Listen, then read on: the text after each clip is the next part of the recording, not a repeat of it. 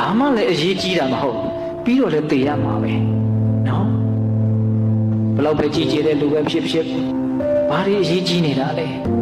ပြီးတော့လည်းဘာဖြစ်ရမလဲသိချရမှာ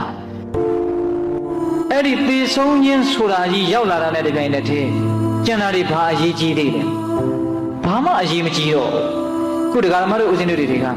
သိပြီးတော့အဲ့ဒီအရေးကြီးတဲ့သေဆုံးခြင်းဆိုတာကြီးကခေါင်းထဲကိုမရှိတော့ခေါင်းထဲကိုမထည့်တော့သူ့လောက်အရေးမကြီးတဲ့အရာတွေကအရေးအကြီးကြီးထင်ပြီးတော့ကိုယ့်ဘဝကိုလွှမ်းမိုးထားတာဆိုလိုတာကအရေးတကယ်ကြီးတဲ့တရားကိုမတွေးမိသေးလို့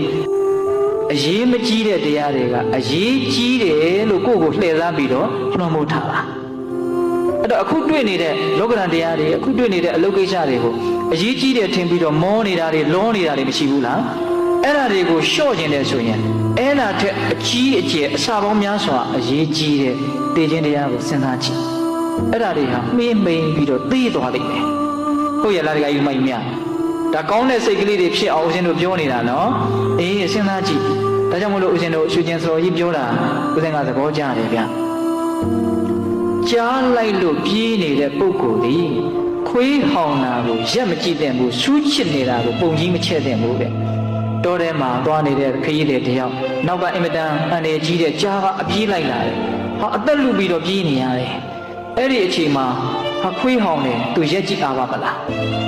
အဲ့ဒီအချိန်မှာပြေးရင်လွှိုင်းနဲ့စူးတွေပါတွေချစ်တယ်ဟာသွေးတွေထွက်နေတယ်ဟိုလုံးမနေနဲ့နောက်ကဘာရှိတော့ကြားရှိတယ်တကယ်လို့ကြားလိုက်နေတာကိုသာ तू တကယ်သိမယ်ဆိုရင်ခွေးဟောင်တာကိုလည်း तू ရက်မကြည့်အားဘူးစူးချစ်တာကိုလည်းပဲ तू ခံစားနေမှာမဟုတ်အသက်လူပြီးတော့ဖြေရမှာကြားလိုက်နေတာကိုမသိဘူးဆိုတော့ခွေးဟောင်တာကိုဘာလို့များဟောင်တာလဲ तू ကြည့်နေမှာနော်စူးချစ်တာကိုဘယ်လောက်များကြီးလဲဒဏ်ရာက तू ကြည့်နေမှာနော်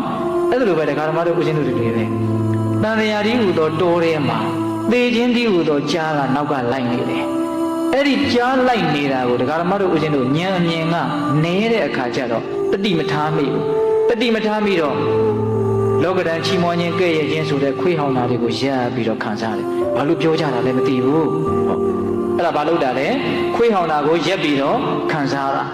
လောကဓာတ်အသေးအမွှားလေးတွေကိုလည်းပဲစူးချစ်တာကိုငုံကြည့်တယ်လို့ဘာလို့နေတာတော့ကြည်နေတာ